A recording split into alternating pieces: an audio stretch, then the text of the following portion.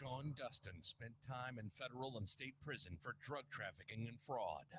Upon release in 2006, he had nothing but the clothes on his back, a bag of mail, and legal paperwork. In 2010, he kicked a long-time methamphetamine habit and started the long climb back up the ladder of life. This is the Nowhere to Go But Up podcast. If you want transparency and authenticity, you're in the right place. This is the Nowhere to Go But Up podcast, and this is Sean Dustin.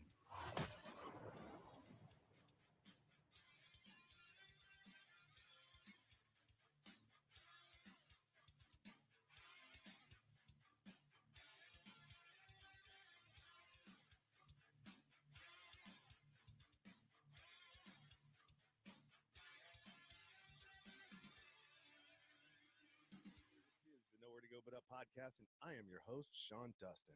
Today, I have a very special guest, David Durocher, who is the executive director, I believe, at. I just had it.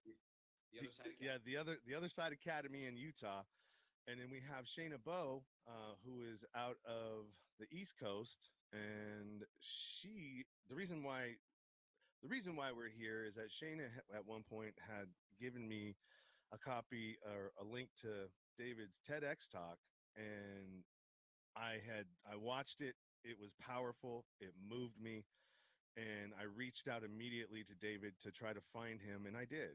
And I just thought I would have Shaina on just because she was a part of this whole thing, and any questions that she may have, why don't you ask him yourself? So that's how we got here. And David, it's great to meet you finally, or see you virtually, and that's how we're doing things these days. And yeah, I'm excited to hear your story and what you're doing and everything that's going on in the reentry space in the therapeutic community at the Other Side Academy. Welcome. Thank you. It's an honor to be here, and I enjoyed our conversation that we had a few weeks back when we got to know each other a little bit over the phone. And thank you, Shaina, for staying awake through that TED Talk and actually passing it on to Sean. I loved it. It was like I started my morning that day one day, and it was I just loved what you had to say, and your story is just powerful, Dave. I really loved it.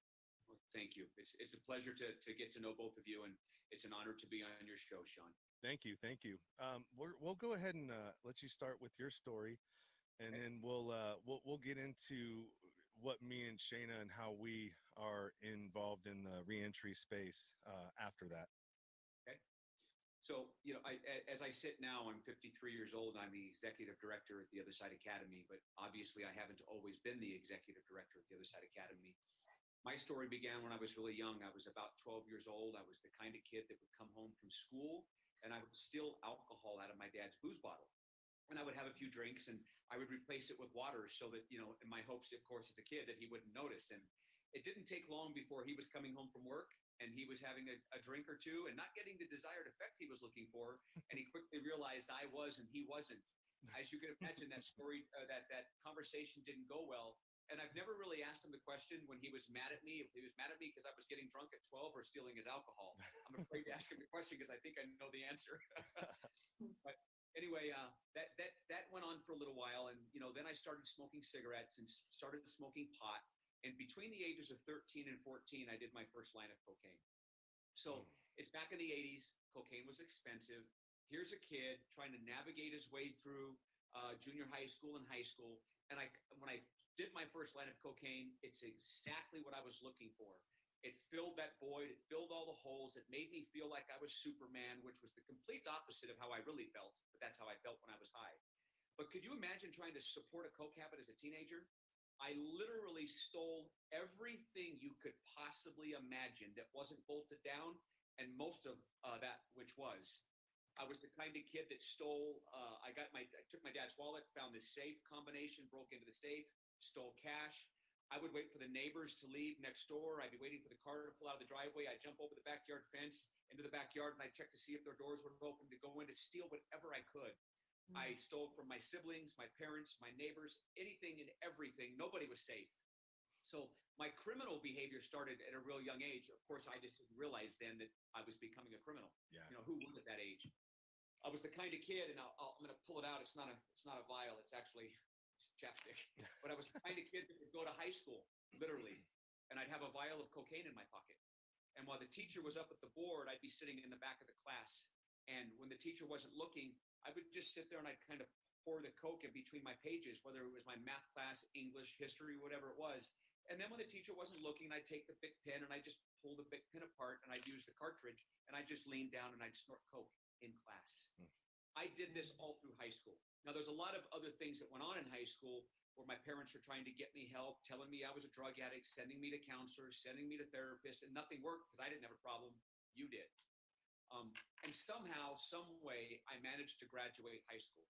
Now, while I was in high school, I dated a lot of women. At that point, I had long blonde hair, and I was just a decent-looking kid. And I was getting girls pregnant. We were having abortions while I was in high school, and then I had my first child between my junior and senior year. So here's a cocaine addict, literally, getting girls pregnant, having a child in high school. I couldn't even take care of myself, let alone have a kid. But anyway, that's a whole nother conversation. Graduated high school, and when I graduated high school, it's still a mystery to me how that happened. I went from cocaine to methamphetamine. And when I did methamphetamine for the first time, that's it. Coke went out the window. I found something that was a little less expensive, lasted a whole lot longer. The come down wasn't as bad. You know the story. And I was a meth head, and I was doing meth every day. Now, I never intended to become a drug dealer. That was never my intentions. But what I was doing was just buying a little bit, a 16, sell a couple quarter grams, buy a 16, sell a couple quarter grams, just buy a little, sell a little, just to support my habit. Well, I had no idea that I had an entrepreneurial gene in me. I had no idea. And pretty soon I was buying a little more, selling a little more, buying a little more, selling a little more. And then I realized, Jesus, I can make money doing this. And then I'm buying a lot more. And pretty soon I'm buying quarter pounds, half pounds, pounds, and I'm buying pounds of meth a day and literally making tens of thousands of dollars a month. And as you can imagine, it didn't take long before I started getting arrested. When I got arrested for sales, transportation, loaded firearms, I went to prison. My first prison term was 2 years. I got out for 59 days. Literally, the day I got out of prison,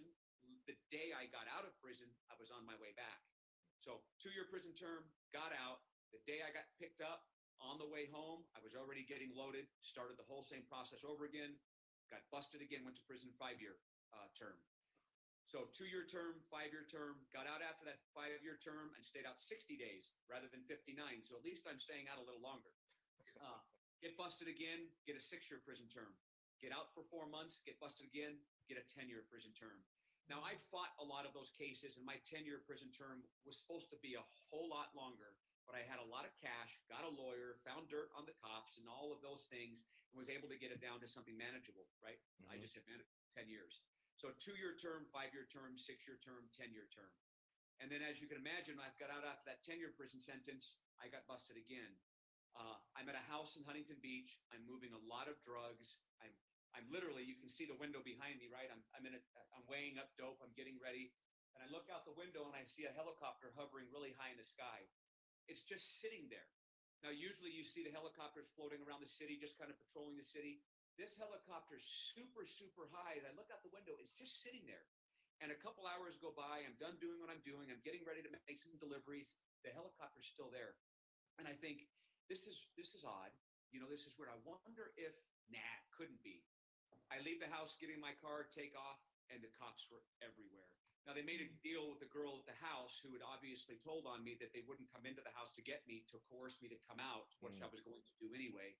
And there was 4 different agencies: Huntington Beach Police Department, Fountain Valley, Garden Grove, or Costa Mesa, and parole. Took them on a high-speed chase. And the reason why I did that is I'd already done 4 prison terms. I'm in the state of California. I already know if I get busted again, I'm going away for a very, very long time. And I had told many of my friends, if this ever happens again, if I ever get red lighted or ever get pulled over, I'm not stopping. There's just no way, because I know I'm going back to prison.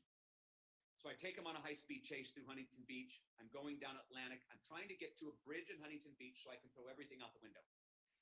It's going to go down into the water. And if they go down there and find it, they got to prove that's what I threw. That was my train of thought. And, it may have worked, but I never made it to the bridge. As I'm going down Atlantic, going south, and I'm getting ready to make a left-hand turn going down Magnolia and getting ready to make a left on Atlantic, there's a roadblock the cops have kind of set up there, and I had a decision to make. And a lot like I say in the TED Talk, the decision was stop, let them arrest me and go to prison forever, or go through the roadblock and hope they shoot and kill me. And it's literally it's everything's happening really fast. It's a very chaotic time. And I decide for B. I'm just going to go through the roadblock, use my car as a battering ram. If they shoot and kill me, oh well, I don't have to go to prison for the rest of my life. And I approached that roadblock and displaced those cars and made the left-hand turn, and they didn't shoot me, but the cop car closest to me did the pit maneuver, which is the pursuit intervention technique, spun me out, up on an embankment, left the car undrivable, and the next thing I know, they're approaching the car with guns drawn. They pull me out and commenced giving me one of the worst beatings of my life. One of the last things, because I'm in a strip mall, up on the sidewalk, up on the curb, over the sidewalk and into the brush. So there's a lot of people in that parking lot seeing what's going down. And the last thing I remember hearing was, stop, you're going to kill him, because they were beating me senseless. And truth be told, I won't make excuses for the police, but I had it coming. All of my cases were for loaded firearms, large amounts of drugs and cash. Some of those guns had cop killers in it. They knew who I was at that time, and they gave me exactly what I had coming. And when I woke up in jail, I realized that I was probably never going to come home again. And when I went to court the first time, my first offer from the judge was 29 years. That was really sobering. 2, 5, 6, 10, now 29. Now, over a course of a few months, that 29 years came down to 22. Some of those little ancillary charges had fallen off, but the judge was steadfast. He was emphatic. Durocher, your deal is 22 years. There is no other offer on the table. You're going to prison for the rest of your life.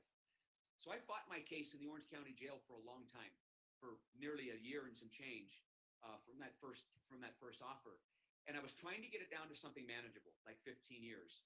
2, 5, 6, 10, 15 to me was manageable. And thankfully, they never gave me that offer, because had they, I wouldn't be sitting here today. Lord only knows where my life would have ended up. But that judge said no, and he said no for a long time. And then, because I wasn't really busy in my cell at night, one evening, I just decided to write that judge a letter. And I wrote him 4 pages front and back, explaining my life story and saying, Your Honor, what do you have to lose?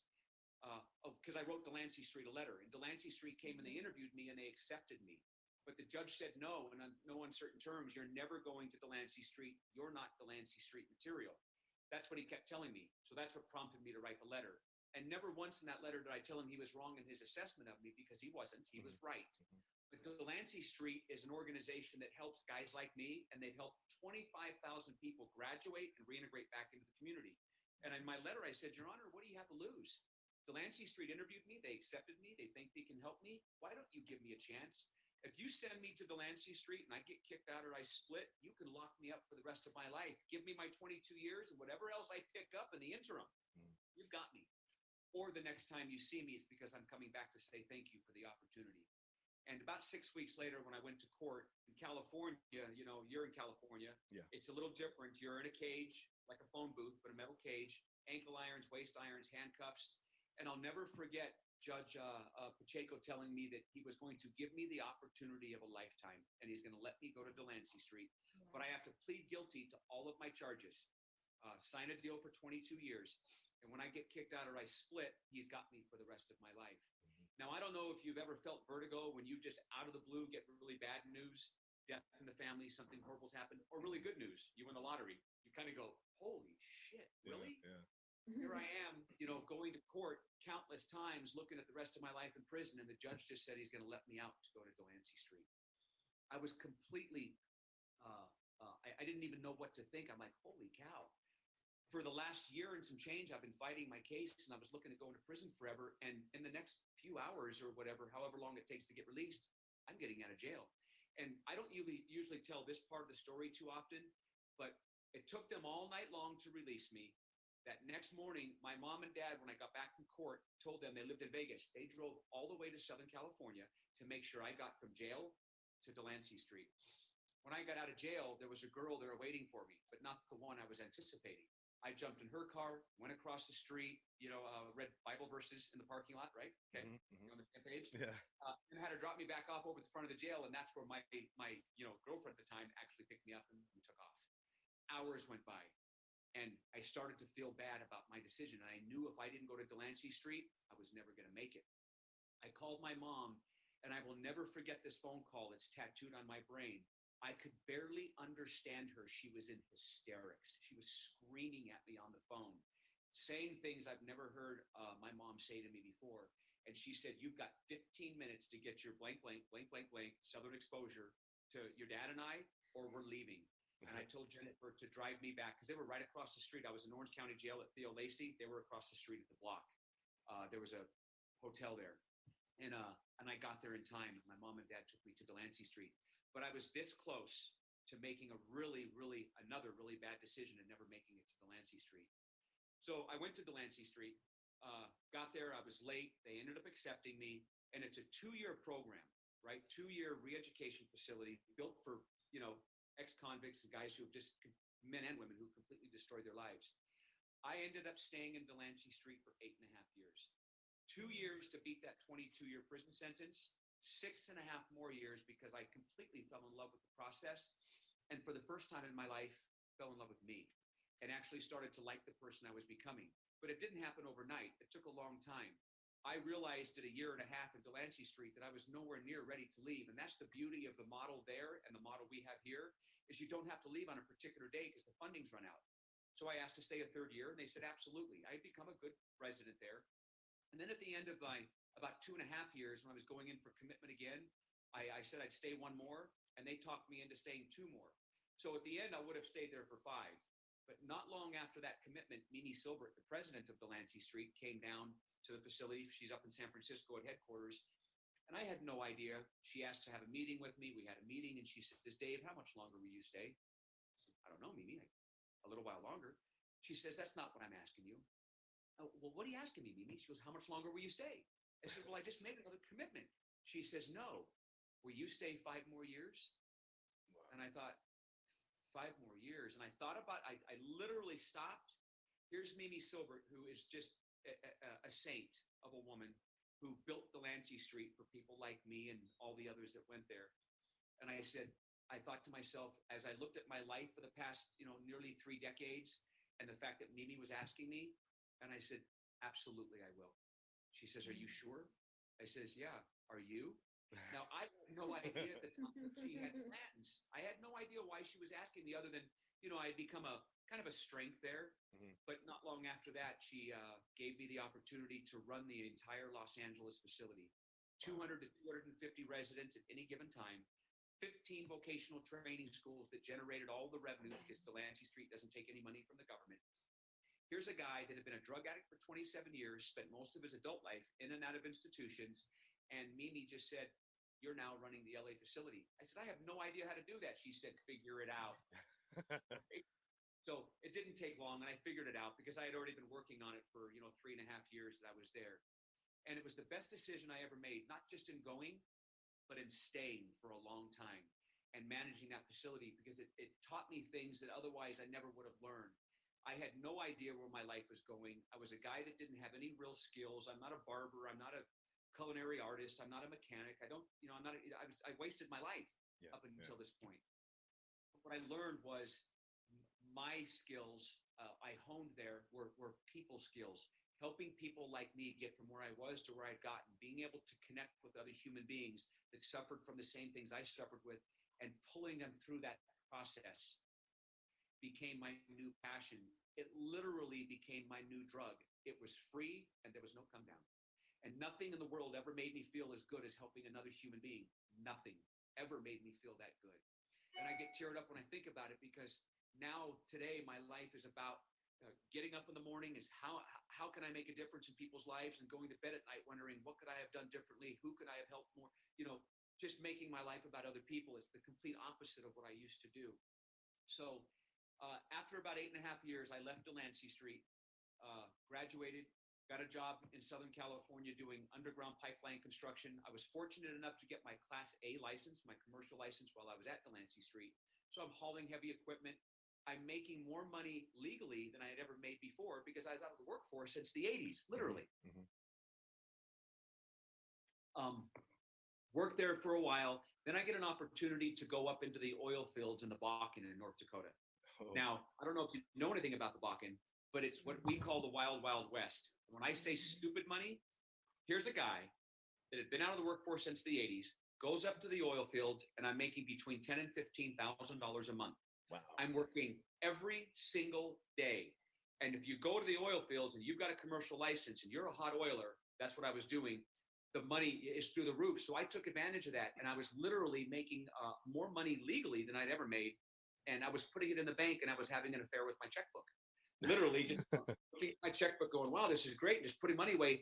But it gave me the opportunity to build a financial foundation so I could start making some other decisions. But I learned two things. I learned, number one, that making money was fun, making it legally, because the cops couldn't take it from me again. Mm-hmm. But the second thing was I missed the people part. So making money was fun, but saving lives was rewarding. And I enjoyed what I was doing in Delancey Street for free more than I did the work up in the Bakken. Now, I loved going to work every day, but I hated my job. It was a meaningless, endless job, but I was making good money. So it served a purpose. I came back to Southern California, went back to work for Therapeutic Construction, started doing some presentations at a bunch of different programs around Los Angeles, just speaking to the residents there.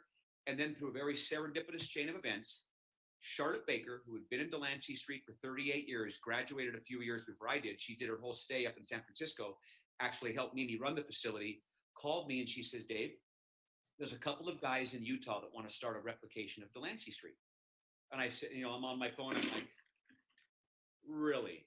You know what I mean? Because I know what it takes to do this. Yeah. She says, listen, I'm going to go up and meet them this Friday.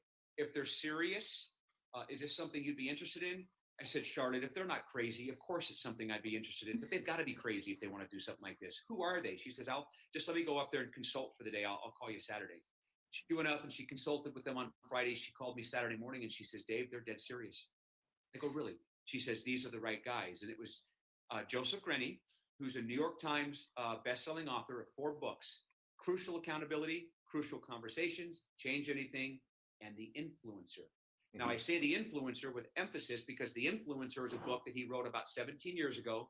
And there's a chapter in that book, The Influencer, that features Mimi Silver. Think about that connection. Yeah. He went and interviewed her many years ago when he was writing his books about people in the world that are influencing major change. Mimi was in the criminal field, in the criminal space. So she came back and she says, they're dead serious. And I told him, well, I know one person who can help you do this. Do you want to meet them? And I said, absolutely. Joseph and Tim Stay, our CEO, flew to Los Angeles. We met at LA Live at Fleming's restaurant. And we sat down for dinner and I said, don't you dare ask me a question. Who in the hell are you? What is the genesis of thought behind this? What makes you think you can? And I might have used a few other words that I won't use now, but who are you? And why would you want to? You do-gooders, right? And by the time they both got done telling me their story, I knew I was in the presence of great men. A couple hours later, when they're done, I'm done. They said, will you help us get this started? Are you willing to come to Utah? I says, I'll go to the moon if you don't quit in 6 months when it gets hard.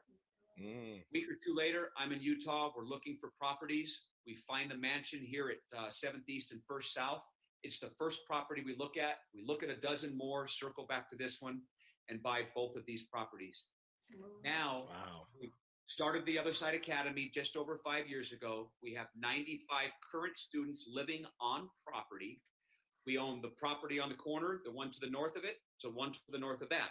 We own both apartment complexes across the street, which are quite large apartment complexes, and we, a year ago, bought the assisted living center next door.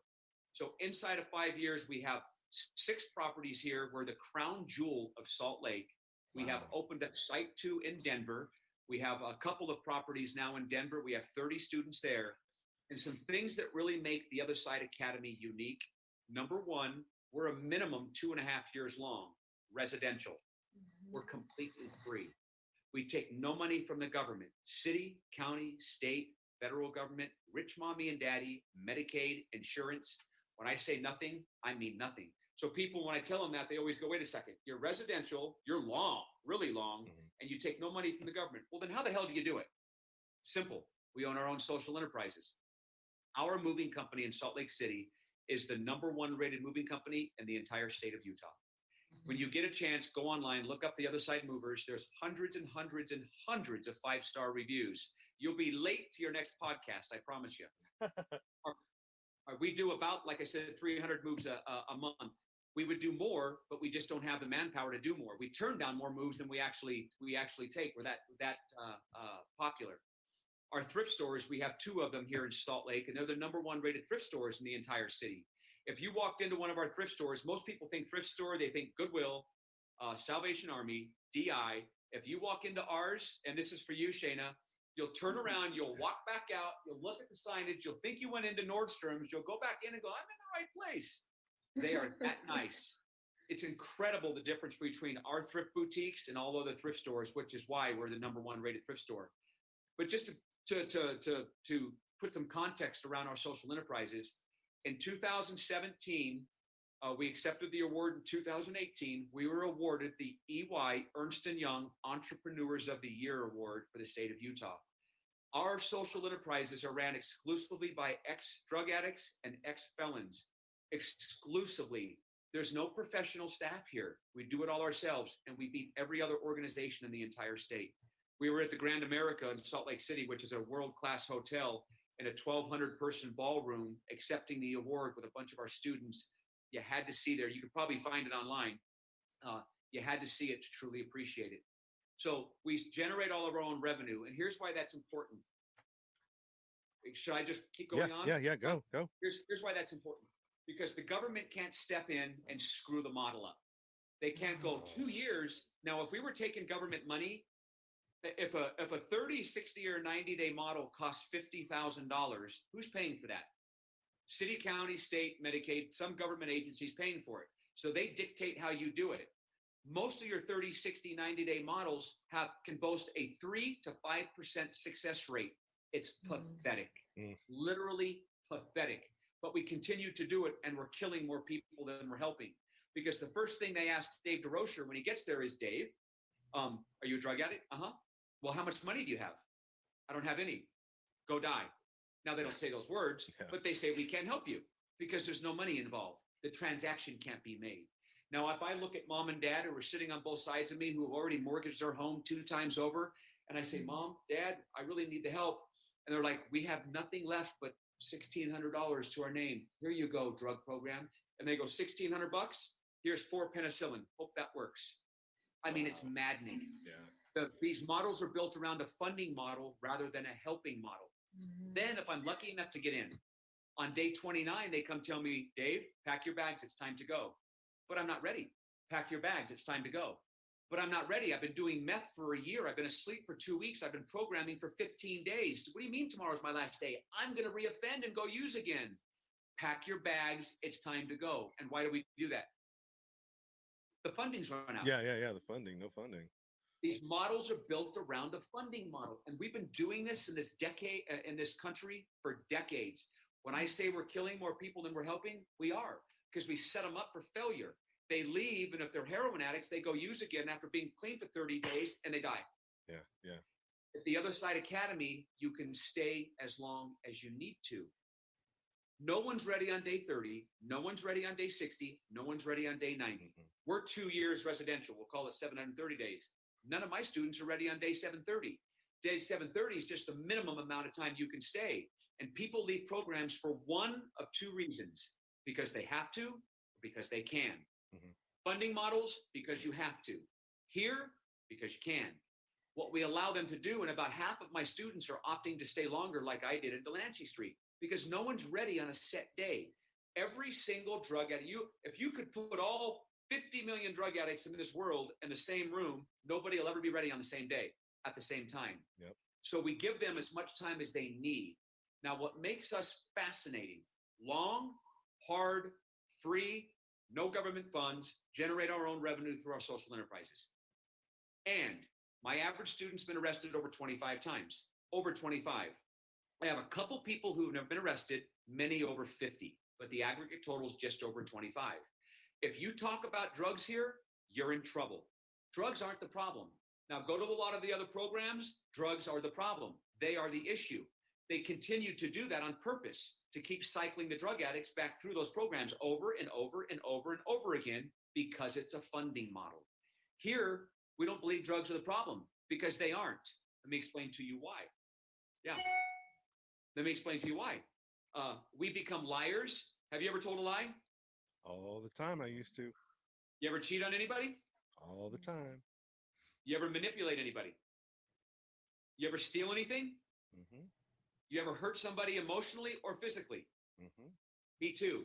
Take the drugs away, you're still a liar, a cheater, a thief, a manipulator, a self-centered, self-seeking, no good. But see, these other programs can't tell you that because they have to pussyfoot around, excuse my language. They have to fluff it and tell you it's mommy and daddy's fault, and it's everybody else's fault, and you have a disease. And relapse is part of recovery, and it's okay if you use again. Keep telling drug addicts that, and guess what you're going to create? More excuses for drug addicts to use. Mm-hmm. We don't make any excuses here at all. We call you on your shit from the minute you get here, in your face, and sometimes in very colorful vernacular. Because sometimes you have to really, I don't know how to put it, but being soft and being easy hasn't worked for decades for some of these people. So now people just like us are going to call you on your behavior and very colorful vernacular at times and make sure you understand how you're acting and who you've become, and then give you the consequences or whatever that looks like and have you fix your mistakes. But the fascinating thing about this program is it's about behaviors. Yeah. Because you can get people clean and sober all day long, send them to a 30-day model, hell, put them in jail for 6 months. If they're in a single cell, they're clean for 6 months. They're clean for 6 months. What's the first thing they do when they leave?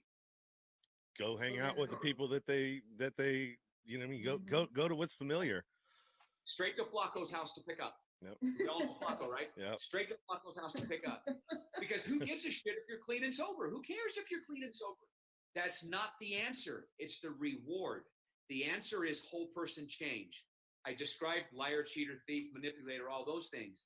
If you stay in a community of healthy living until you learn to live in a community of healthy living, you take the liar and he gets the opportunity to learn to be honest, learn to be accountable. And the sum of those two things is integrity. If you give us the opportunity to learn to be people of integrity, nothing else matters. Problem solved. If you don't, nothing else matters. Problem persists. It's about behaviors. You get clean and sober for free. If you change those behaviors and you become a person of integrity and you learn to live a value-centered life of integrity, if you recalibrate your moral compass and become a good, decent human being, you won't make those poor choices again. You just won't. So that's kind of my story. That's how I got here to the Other Side Academy, was given the opportunity to help get it started. That's our model. Open it up for questions. It's yours now. Sorry it took so long. Yeah, that was awesome, man. That was so awesome. Yeah, I couldn't agree more. And I've said this, I mean, I say this all the time. You know, when I went to prison, you know, I did 3 years total, but 18 in the state and then 18 in federal prison. You have to be in any of those spots long enough to be able to take advantage of any of those programs, right? Yeah. You know, 18 months is just a flyby. It's just a drive-by, really. But what I had noticed, and I didn't realize this until after, like a long time after I got out in 2006, I still had more to put on my resume. By 2010, I had done two whatchamacallits, violations. One 90-day program, got kicked out of there.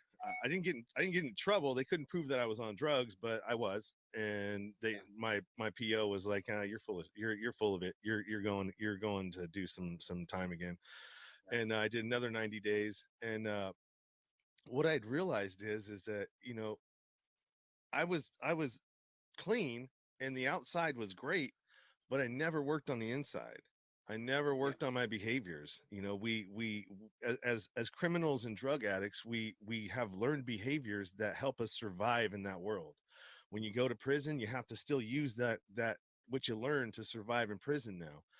And when you don't address it when you're inside, it inevitably is going to come back out sometime. You know, just like you said, you take away the substances and all the other stuff, but you still have all of the bad things that come along with it, the behaviors, the lying, the cheating, the stealing, the emotional, the abuse, the manipulation.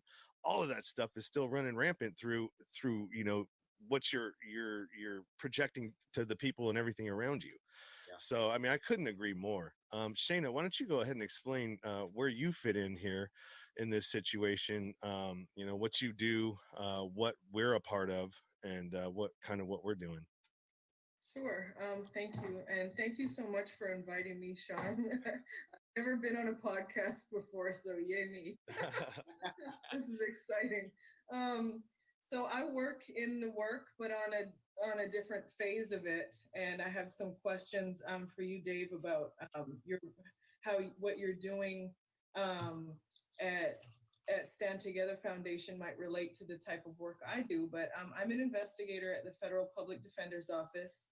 And most of my work goes in pretrial, and of course, most of my clients end up pleading guilty.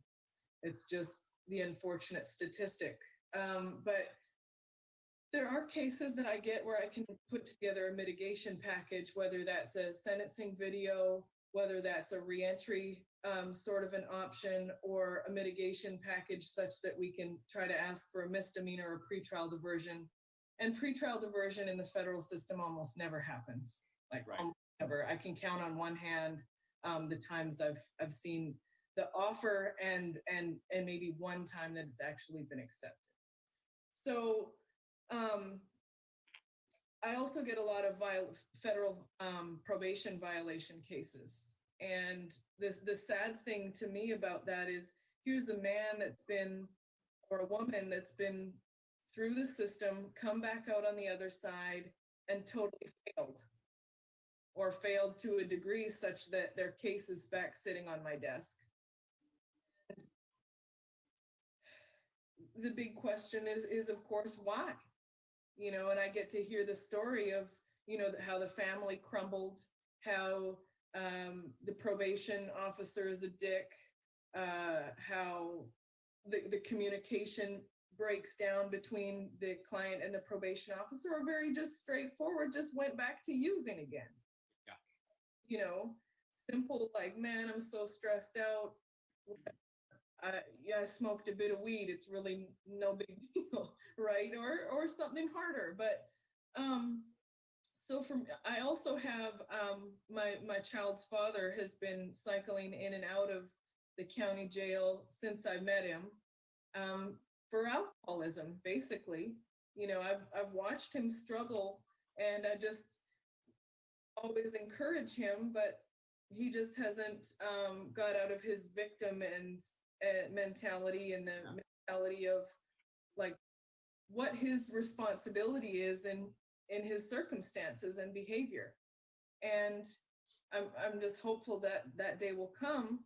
So in this whole the work that I do day to day, and my connection to the system through my child's father, my ex-husband served 3 years in a Cuban prison. I've been around, I've had these close relationships with men that have some criminal behavior that's part of their life. So just, I understand closely that mentality. And I was just sitting here one day looking at my backyard thinking, I want to turn my backyard into this oasis of tree houses, and for people coming out of prison and make an urban garden and just make it this beautiful healing center. And then I got really excited about this vision, and I thought, I don't know how to do that. It's just this dream. So I started this group on Facebook called Reentry Projects Mastermind, with the intention of just connecting with people that are passionate about creating change and helping people to heal themselves. And, I met Sean. and I do regular posts on, I keep it really positive, or that's my intent, to what are the solutions, what's working, not, there's tons and tons of Facebook groups about prison sucks, prison's horrible, they're not feeding them, they're doing this, and right. Stop going. Stop going. Yeah, it's not, exactly, and it's not advancing the conversation in my mind at all. There's not solution focused. I guess it's a place for some camaraderie of misery, perhaps. Yeah.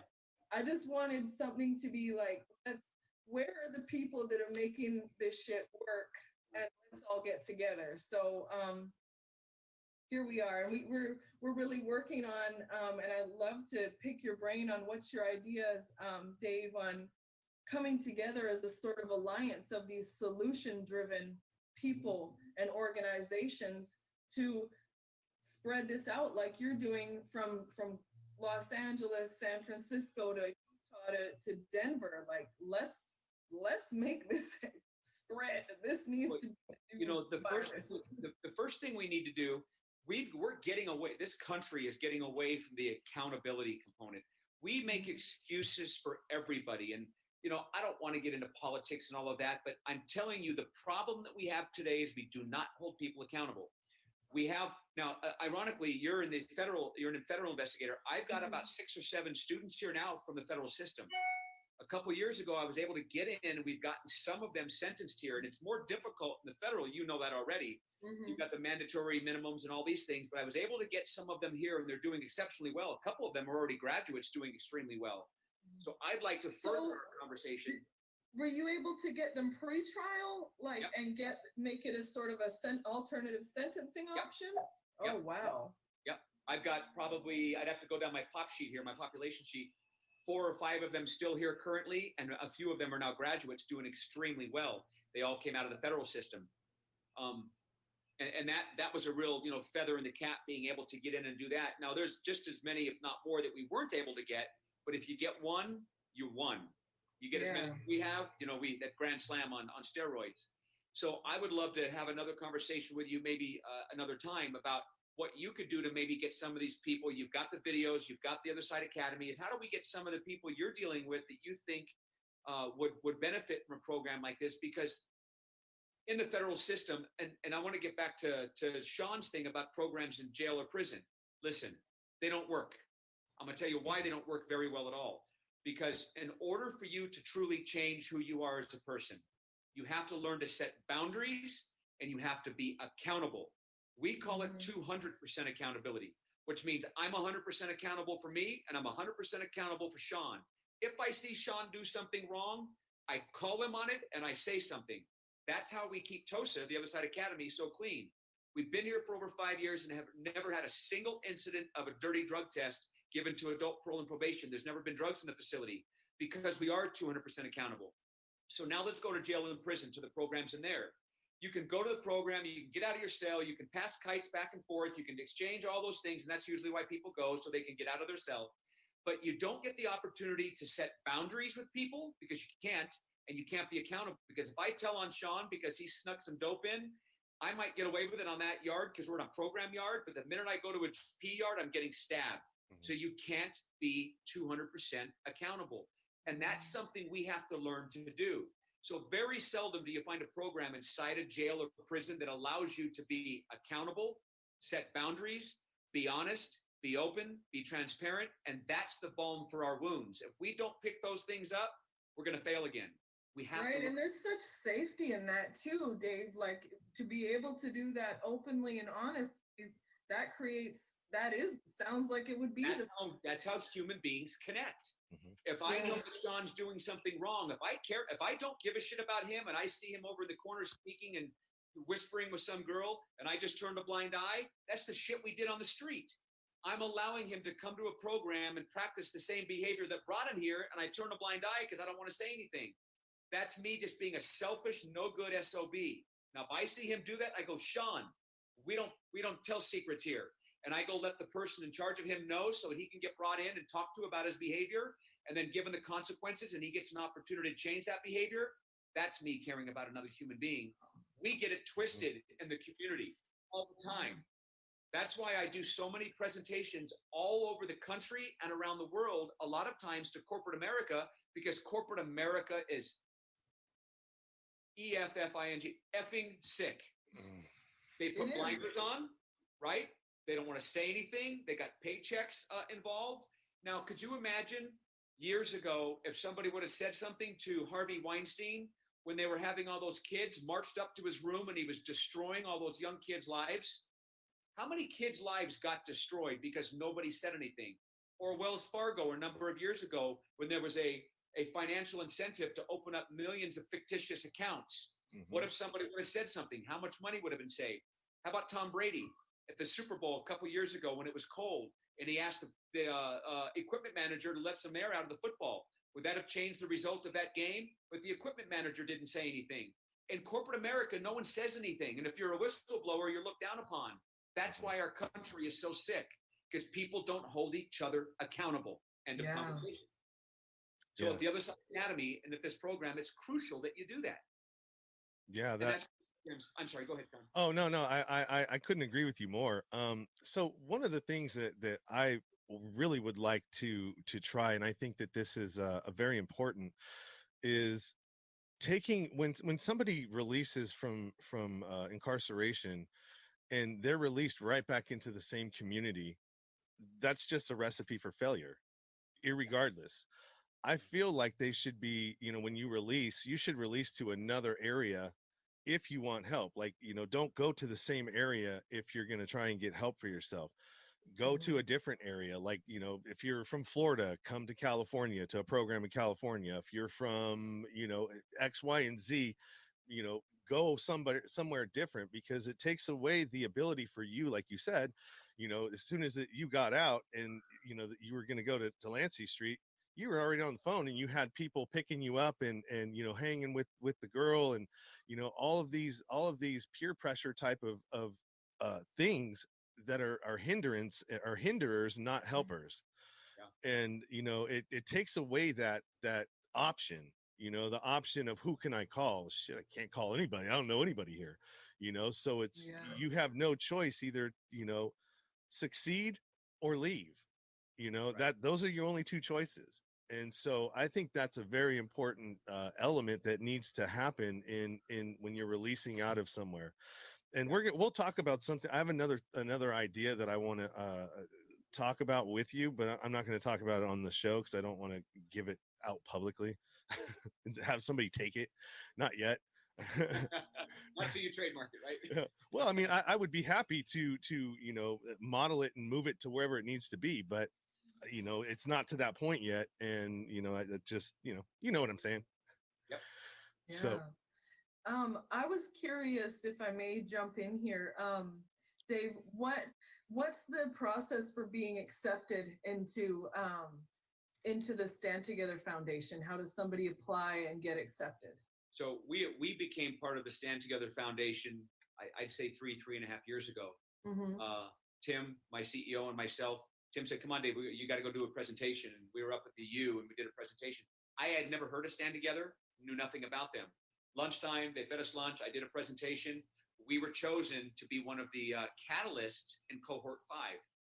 We went to, now Charles Koch has an institute, the Charles Koch Institute, and they teach us the, what is that philosophy? Market-based management, MBM, market-based management philosophies. So we went to Washington. We went to Washington for 2 of the courses, and then San Diego for the last one. Did you see the 2 videos I did with Stand Together? No, I haven't. No. What is your cell number? Can you say it on? We might want to say it on here. Oh, I'll put it in the comments here. Okay. Yeah, and then I'll send you, or I can send them to Sean, and he can send them off to you, however we want to do it. But Stand Together, then we became a partner with Stand Together. We were one of, they'd interviewed 10,000 different nonprofits, and there was about 200 nonprofits at the time that they had chosen. So we went through the market-based management strategies. Then they started helping us. Hang on one second. Okay. Then they started helping us financially with training, and we've just become remarkable partners with them. So you have to apply with Stand Together as a nonprofit in your space, or whatever that field is. Then they will vet you to see if the organization that you're starting or the organization you're a part of fits into their wheelhouse. They are an absolutely incredible organization. Computer walked over there. I got a picture of me and Charles Koch. How did I meet Charles Koch? This is probably the richest guys in the world. And I'm at dinner with Charles Koch with the Koch Foundation, or the Koch Industries. But it's just been a great opportunity to learn a lot about leadership development, organizational development, market-based management strategies, and what he's been able to do with 100 and some odd thousand employees around the world. So he's teaching nonprofits how to do the same thing. So that's been our relationship with them, and it's been fascinating. I've had an opportunity, and I'll send you the videos that Stand Together did. They've put a lot of money into it. They've gotten a lot of exposure. And the reason why I do those things, it's stressful for me to do all of that. It takes a lot of time. I don't feel like, anyway, it doesn't matter how I feel, but I do them because people like you watch them, and then we get people here as a result of it. You're watching, you see this, the TED Talk, or you see the Stand Together video, and your brother's addicted to drugs, and he ends up here because I put all those hours into that damn video. That's why I do them, and that's why it's really important, because the more of that stuff we do, the more exposure we get. The more exposure we get, the more lives we save. It's that simple. And Stand Together has been a catalyst for us in helping us really get the exposure. And they've really helped us a lot financially as we've made some of our acquisitions, because we're a profitable nonprofit. On three, say that out loud. 1, 2, 3. Profitable nonprofit. It almost sounds like a bad word, right? Because you never hear anybody say that. When was the last time you heard a nonprofit say profitable nonprofit? We were profitable in month 17, covering all of our operational costs. If we weren't expanding and buying other properties and going to other cities, we wouldn't have to reach out to our donors and Stand Together for help. But because we are doing that, that's when we ask for some help. And Stand Together has been very generous in helping us acquire some of these properties so we can save more lives. Wow. That's so cool. So let's just say, like, my baby's father, I say, hey, call up Dave. He's going to help you. He's never been out of the state of Florida in his life. He's been, drowning out whatever pain he has that he hasn't yet really shared with me, but I know it's there since he was 14, and he's the oldest of 6 kids. How would somebody like him, for example, get some help? Oh, let me, I want to get back to that. What is his name? Marquise Hearn. Okay. If he called me and said, Dave, I went online, I looked at the videos, I see the Other Side Academy, it's a model I'm interested in, I would interview him over the phone. If we accept him, we have to get him here. I have actually put up my own money to get people on a bus from across the country and get them here. If I can send him there. Huh? I would send him there. Now, there's 2 ways you can come to us. At the Other Side Academy, we're open 24/7. You can walk through our front door, take a seat on our bench. We will interview you. If we accept you, you start that day. You need nothing. No money, no clothes. Hopefully you have some on when you come to us. But no money, no clothes, no insurance, nothing. Or the vast majority of people write us a letter from the county jail pre-sentence, like I did Delancey Street. We go to all the county jails. We do the interview because you wrote us a letter explaining your situation, asking for help, because you have to take control of that. You need to say, hi, I'm John Doe, or I'm Marquise Hearn. I'm in jail. I want an interview. My life's a mess. Would you please come interview me? And if we do, you get a letter of acceptance that you can take to your judge, prosecutor, and public defender, and then they can sentence you here in lieu of 22 years, like they did me, depending on what the sentence is. Those are the 2 ways you can come to us. But let me tell you something. I'm going to share some insight with you that I don't usually do, but I'm going to because I like both of you.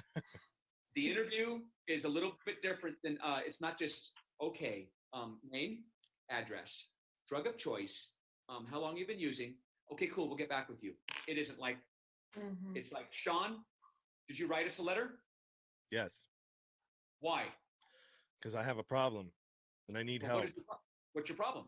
I'm a meth addict, and I've been using drugs for 18 years, and my life is unmanageable, and I can't go on anymore.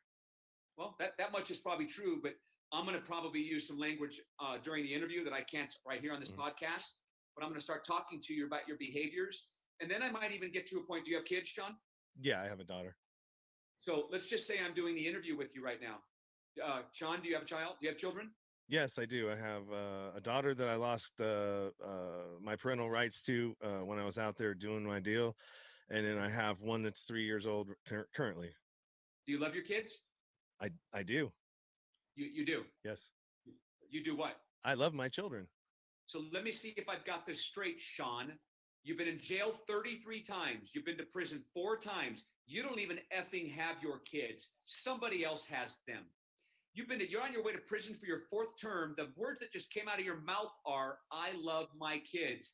How in the hell would you treat them if you hated them? Ooh. Woo. Got me there. Let me ask you a question. Here's what your mouth said. Yeah. I love my kids. How would you treat them if you hated them, you selfish SOB? You're in jail on your way to prison for your 4th term. Somebody else is raising your kids because you chose dope, women, and a lifestyle over them. But you can say, I love them. And the reason why you say that is because it's easy for you to sleep at night and kick your feet up if you can convince yourself you love your kids. But if that's your definition of love, I would hate to be hated by you. You don't even know what the word means. Now, sometimes people, Sean, people will tell me in the interview that I'm crazy. And they might be right, but that's not a conversation you get to have with me because I'm interviewing you. And sometimes they'll go, no way, I'm father of the year. Okay, Sean, father of the year. I'll ask them, do you have your kids come visit you in jail? And sometimes they'll go, yeah. You bring your kids to jail. Yes. You subject them to jail. You selfish. You bring your kids to jail. They've got to go through that process with the cops and get lose their dignity, and the mother has to bring them. You bring them here. Then they see you through the glass. Then you're smiling and they're crying and you're laughing. And then they go to school on Monday and they tell their friends how cool their daddy is. Where the hell do they end up in 10 years? Same place. Who taught it to them? Me. I thought you loved them. Well, I guess I love myself more and didn't even know it. It's because the reason why we do that is because it makes us feel good. Look, everybody, F trophies. Look, and we use them. And then on the way out of that visit, when the kids come visit you, you tell baby's mama, oh, by the way, don't forget to put the money on my books on your way out. We use the kids as chess pieces. 100% of the time. We don't even know what the word love means. Let me give you another example. And I'll have this conversation in an interview. This is a syringe. Can you see it? It's a pen. Yeah. But all of us have been in relationships with people that were using drugs with us, right? Or we're in a relationship with someone who isn't. But let's say, Sean, that you're dating somebody, you're using, she's using. Here's the outfit. We put it in her arm. We get loaded. Then we hand it to her and we go, here you go, honey. I love you. How many times have we done that? We're doing things that can kill each other and then saying, I love you. Drug addicts don't even know what the word means. They have no idea, but we use that word. It's the most overused word in the English dictionary. Homeboys in prison are clapping hands. I love you, homie. Love you, homie. And then we put a razor blade in their hand and go cut that guy. Love you, homie. We don't even know what the word means. You're right. You're right. Because if you're doing drugs and you're committing crimes and you're going to jail and you're going to prison, you don't love you. And if you don't love you, how in the hell are you going to love somebody else? Get over it. So those are the things we teach you at the Other Side Academy. And that's part of the interview process. We're not easy on you on the interview process.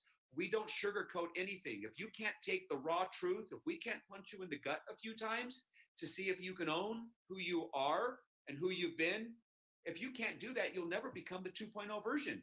If you can't admit that you're all of those things, then there's nothing to change. No, you're right. You're right. And that's, when I went to Thunder Road when I was 16, that was in Oakland, and it was same sort of thing, but it was a live-in treatment center. They had a hospital side that the rich parents would send their kids to, and then you'd have the court side where you get sentenced there for long periods of time. And that's where my first experience with the bench and stews, being on the hot seat, where you have a whole group, I guess they call it contracts. You're holding contracts with other people. And that's when the facility starts to get sick, when you got tons of people that are lying and cheating and you know what I mean? And so these hot seats and stews, it'd be like a 3-day thing where you can't talk to anybody. And if you're not in those stews, everybody's on the bench and you can't talk, you can't do anything. And then when it is your turn to get on the hot seat, you have everybody going around and, pretty much telling you about yourself. And that's where all the contracts get broken. I want to confront you on the fact that me, I was a manipulator. Like I would find ways to get into the kitchen, and I'm not working in the kitchen, but I manipulated the kitchen worker who's in charge to get in there and help her. And as everybody else is having the regular meal, I'm coming out with a egg omelet and all this other stuff, sit down in there like, yeah, that's right. Yeah. But that's the sickness. You know what I mean? That's a part of the addiction and all of that. And so, yeah, it was brutal, man. And my 6-month sentence, which I chose that because it was co-ed, and it was, you know, the 9-month sentence or the 6-month sentence. What I didn't understand is, in a therapeutic community or a treatment center, it isn't about time, it's about progress. And my 6 months turned into 16. And, you know, eventually I had to get real and stop BS in the system. And, you know, I did. But I mean, I was so young that I didn't appreciate the opportunity that I had. And you know, I continued on until I was 35, or early 30s when I got out. So yeah, I mean, I'm a fan of what you're doing and the way that you're doing it. And I believe it's the way, you know, because and I want to play a clip real quick. It's not long, but it's part of your TED talk that really stood out to me. So let's do this real quick. I'm gonna share screen. All right, come on, share screen. There we go. Screen 1, share sound. Let's go full screen here. Can you guys see that? Nope. Oh, I gotta push share. There we go. All right, let's play. Where's the play? In the common area. Well, they were sitting in the sectional. I was addressing them. One of the guys who was managing the facility at the time came by, and it looked like a prison gang meeting. And he blasted me for it right there on the floor, loud enough for everybody to hear within a mile's earshot. He absolutely embarrassed me, and he humiliated me because he was right. I was doing exactly what I had done in prison and what I had come there to change. No counselor could have told me that. I wouldn't have listened. Some dude in a white lab coat trying to tell me what it's like to be in prison wouldn't have been credible. But when somebody just like me, who's been there and done that, gives it to me raw and uncut until I hear it and own it, that works. That brings me back to the point I want to make today. There is a way to help guys like me, but it is not in trying to fix them. It is in inspiring them to fix themselves. Believe me when I tell you, it works. All we need is more therapeutic communities like Delancey Street or the Other Side Academy.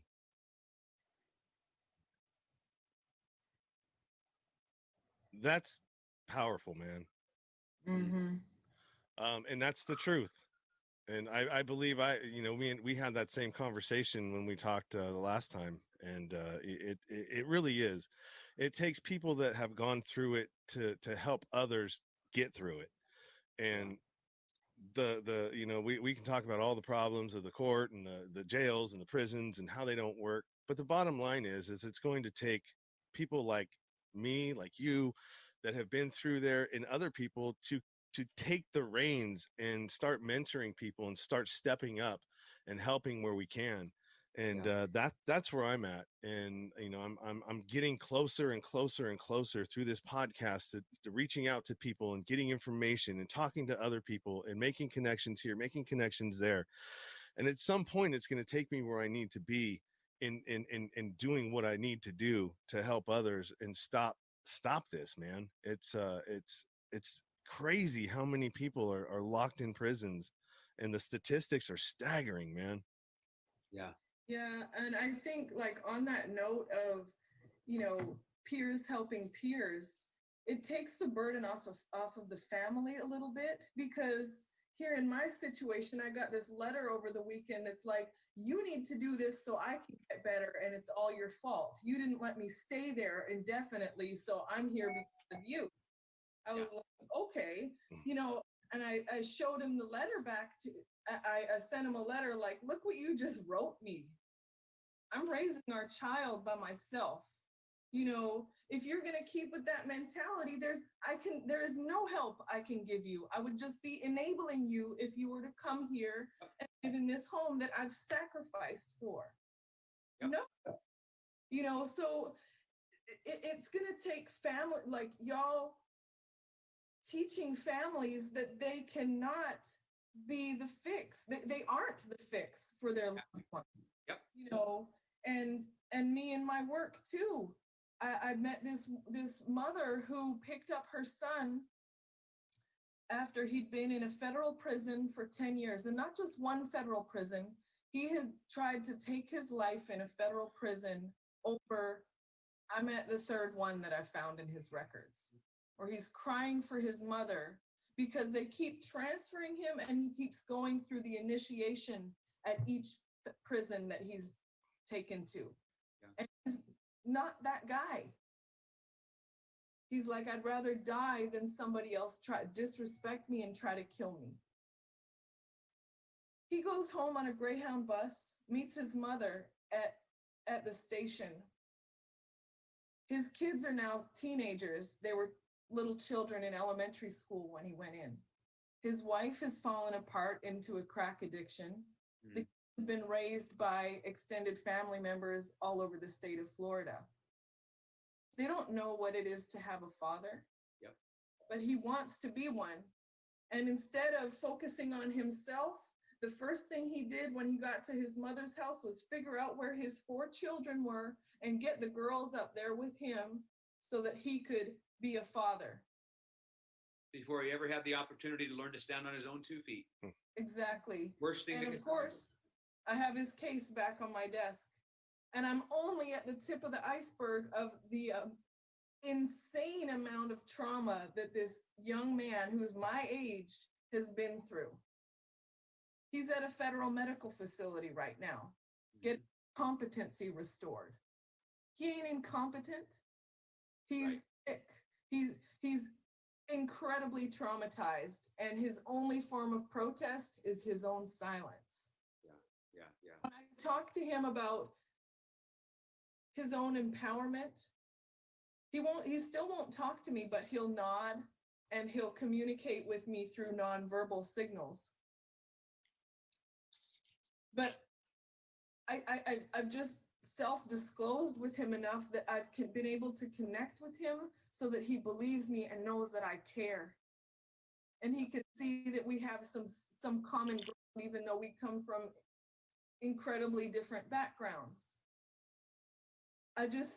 This guy right here, out of all the cases I've had, means so much to me that he is empowered in some way and gets his life back. He is alive for some kind of reason, y'all. I'm getting goosebumps talking about it. He is alive for some kind of reason, and this man needs options more than anyone, and needs empowerment and needs love more than anyone I've ever seen in my life. I'd love to be able to help him if he's willing to try. I pray that he is. One of the things that I've been saying for a while now is that, the number one public safety issue is untreated trauma, because everything that spins out after that is what we see in our streets. We see it in our prisons. We see it everywhere. And it's just symptoms of sick people that have traumas that they've never dealt with. And, from hypersexuality, which is, causes more pregnancies, unwanted pregnancies, more kids into the system. You've got, everything that spurs off of that. And we're looking at this whole thing the wrong way, as far as public safety goes. So, yeah, I agree. So I don't know. I think that's a good point to end it on. We're at 107. Plus, I'm going to keep you for a little bit after this to talk to you for a second. Is there anything that you guys want to end with or put out there before we close? David? Thank you guys, and just thank you for the work that you're doing, Dave, and thank you, Sean, for providing this platform for us to have these conversations and really find solutions together. So thank you. I hope going forward, Shaina, that there are people in your caseload that you can help get to the Other Side Academy, and let's see if we can, save some lives. I think it's not too often that you run across a federal prosecutor or anybody in your space that has the heart that you do to try to help people like us become better. So kudos to you. It says a lot about who you are and a lot about your character. It's a pleasure to meet you. I'm glad that we did. And Sean, with your story and what you're doing today, you're going to make a difference. You already have, I'm sure, over the years that you've been out and all the people you've talked to and getting your podcast started and branching out. And you've probably helped more people than you could ever even imagine just doing exactly what you're doing right now. So again, kudos to you. I like both of you, and we're going to stay in contact for a long time going forward, because I'm here doing this. Shaina, you're there doing that. Sean, you're doing your thing. But ultimately, we're all in the same business of helping people become better, improving the human condition. And I consider you both friends now, and it's an honor. Well, thanks, David. Thank you, guys. Thanks, Shaina, for joining me, joining us. And David, dude, it's amazing, man. You're an amazing speaker. You're very powerful in your message, and I look forward to working with you some more. So this is awesome, man. I've never in all of the interviews that I've done, and I've got about, I would say, 78 out and another over 50 waiting to come out. This is the only one that I ever got nervous for. And I whew, there goes again. Awesome. Yeah. Anyways, thank you. I appreciate it. Thank you. You're welcome, and thank you. All right, guys. That's enough for me, and we'll catch you on we'll catch you later. Thank you again for being a listener, and for just thanks. You've been listening to the Nowhere to Go But Up podcast. Sean is a single dad, a union blue-collar guy, and he spent time in federal and state prison for drug trafficking and fraud. When he was released from prison in 2006, all he had was the clothes on his back, a bag of mail, and some paperwork. Since then, he's turned his life around and shares the struggles and successes on this podcast. We hope you enjoyed the show, and we hope you were moved. To connect to the show, book a guest spot. For merch, Patreon, PayPal, and social media links, go to linktr.ee/nowhere to go but up. On Instagram at Nowhere to Go But Up Now. On Twitter at But Up Now. On the YouTube channel at Nowhere to Go But Up Podcast. See you next time.